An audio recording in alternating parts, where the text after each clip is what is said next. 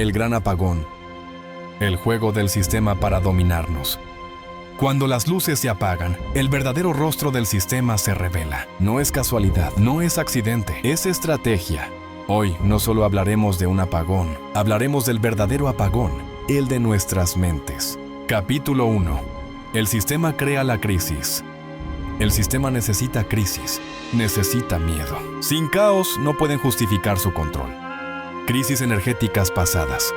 Crisis del petróleo de 1973.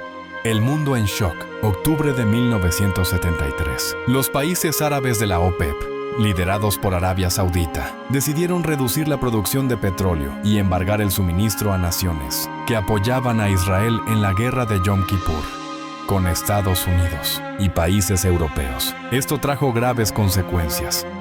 El precio del petróleo se cuadruplicó en meses. En Estados Unidos y Europa hubo colas interminables en gasolineras, racionamientos y apagones programados, inflación disparada, recesión y caída del consumo mundial. La gente peleaba por combustible, se impusieron toques de queda energéticos y se encendió el miedo a que el mundo no pudiera sobrevivir sin petróleo. En 1979, segundo golpe, la revolución islámica en Irán interrumpió drásticamente la producción de petróleo.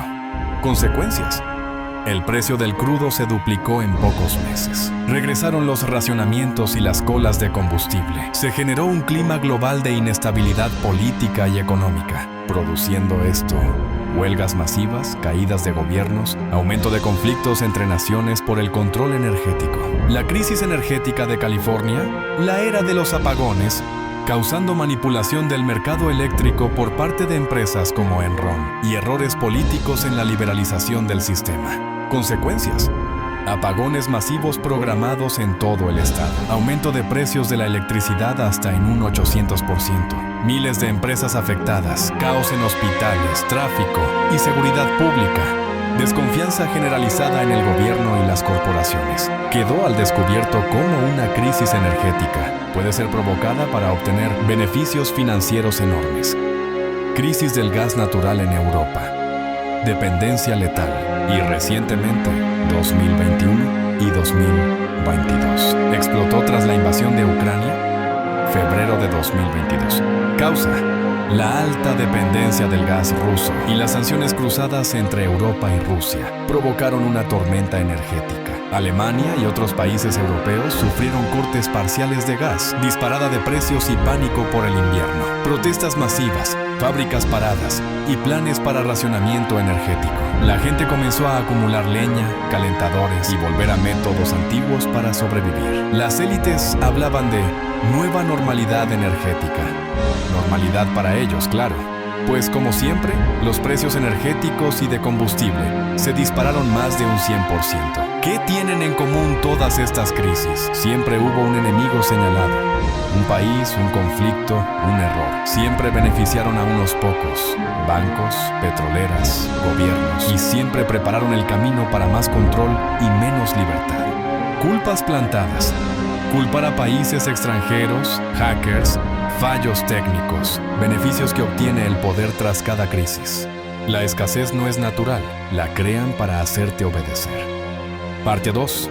El beneficio del sistema en cada crisis. Cada crisis, por devastadora que parezca para la mayoría, es una oportunidad milimétricamente diseñada para los que controlan el juego desde las sombras. No hay caos sin cálculo. Veamos cómo se benefician.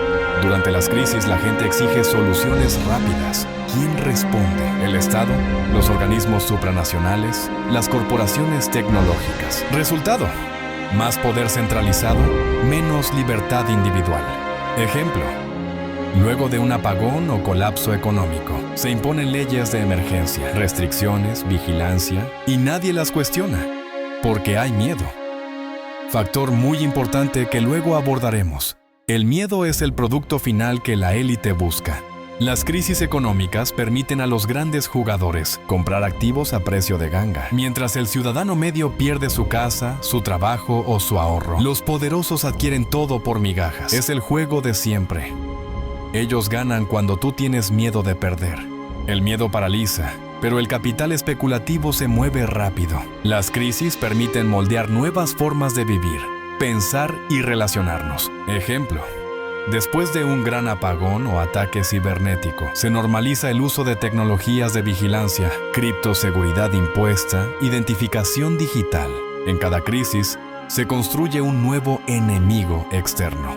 Una nación, un virus, un grupo, un sabotaje. Eso sirve para unirnos bajo la narrativa oficial y apuntar nuestro miedo hacia donde ellos deciden. Suscríbete para continuar. Te va a gustar lo que viene. El miedo como energía y alimento para entidades oscuras, que muchos prefieren ignorar. El miedo no solo alimenta al sistema, alimenta a entidades invisibles que coexisten con nosotros. El miedo como frecuencia baja. El miedo es una frecuencia vibratoria. En términos energéticos, es densa, pesada, estancante. Cuando una masa crítica de humanos vibra en miedo constante, el campo colectivo se vuelve oscuro y eso genera un entorno propicio para formas de conciencia no humanas que se nutren del sufrimiento emocional. Entidades parasitarias. Culturas ancestrales hablaban de arcontes, najins, parásitos psíquicos, demonios del hambre emocional. Estas entidades no tienen cuerpo físico, pero existen en planos sutiles y como todo ser, necesitan alimento. Su alimento, nuestras emociones bajas. ¿Cómo se alimentan? A través de nuestras emociones inconscientes. Miedo, odio, desesperación. Cuando hay una crisis, millones de personas emiten un chorro constante de sufrimiento emocional y ese campo se convierte en un banquete energético. Es por eso que muchas crisis no solo tienen un propósito político, también tienen un propósito energético más oscuro. La arquitectura del miedo, los medios, el entretenimiento, los discursos oficiales, están diseñados para mantenernos en un estado constante de alerta, división o pánico. Cuanto más miedo consumes, más baja tu frecuencia, más manipulable te vuelves y más alimento generas. Cada crisis que ves en el mundo es una ceremonia oscura disfrazada de accidente.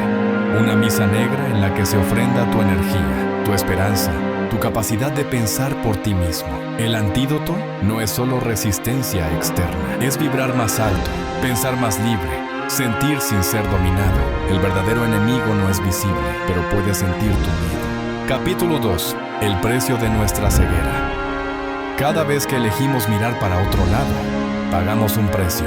Y no hablo solo de dinero, hablo de algo mucho más profundo. La libertad que nos corresponde es entregada sin pelea. Nos vigilan, nos controlan, nos censuran y lo aceptamos porque tenemos miedo, porque creemos que si obedecemos, nos salvarán. Pero la historia lo deja claro. Nunca devuelven lo que les diste en nombre de tu seguridad. Hoy escaneas tu cara para entrar a una aplicación. Mañana escanearás tu alma para existir en el sistema. Mentes esclavas de la narrativa. Creemos lo que nos dicen los medios, aunque se contradigan, aunque cambien el cuento cada semana. Hemos perdido el hábito de cuestionar. No hay conciencia y sin preguntas. Una mente dormida es el sueño más placentero para los que diseñan tu jaula. El miedo repetido mata la esperanza. Nos volvemos apáticos, fríos, incapaces de conectar con los demás. Con el alma helada y mutilados por dentro. El sistema lo sabe. Una humanidad dividida, desconectada y emocionalmente rota es una humanidad fácil de controlar. Generaciones que nacerán esclavas. Lo que hoy aceptamos como normal será la prisión de nuestros hijos. Si nosotros no decimos no, ellos no sabrán que alguna vez se pudo decir. La ceguera no solo cuesta tu libertad, cuesta el futuro de los que aún no han nacido. El silencio como complicidad. El que calla por miedo, le da voz al opresor. El que no ve, elige no ver. Porque ver implica actuar, implica cambiar. La verdad duele, pero la ignorancia mata. ¿Qué hacemos? Despierta, habla, observa. Cada día que abrimos los ojos, rompemos un eslabón de la cadena. Pero si no lo hacemos, cada día que pasa, la jaula se vuelve más cómoda. Y al final, preferiremos la esclavitud cómoda a la libertad incómoda. Y ese es el precio más alto de todos. Cada vez que aceptamos una explicación oficial sin cuestionar, pagamos un precio, nuestra libertad. Aumento de precios, racionamientos, hiperinflación, desinformación constante, medios controlados, redes manipuladas. Nos están preparando para vivir con menos, para agradecer por migajas. Capítulo 3.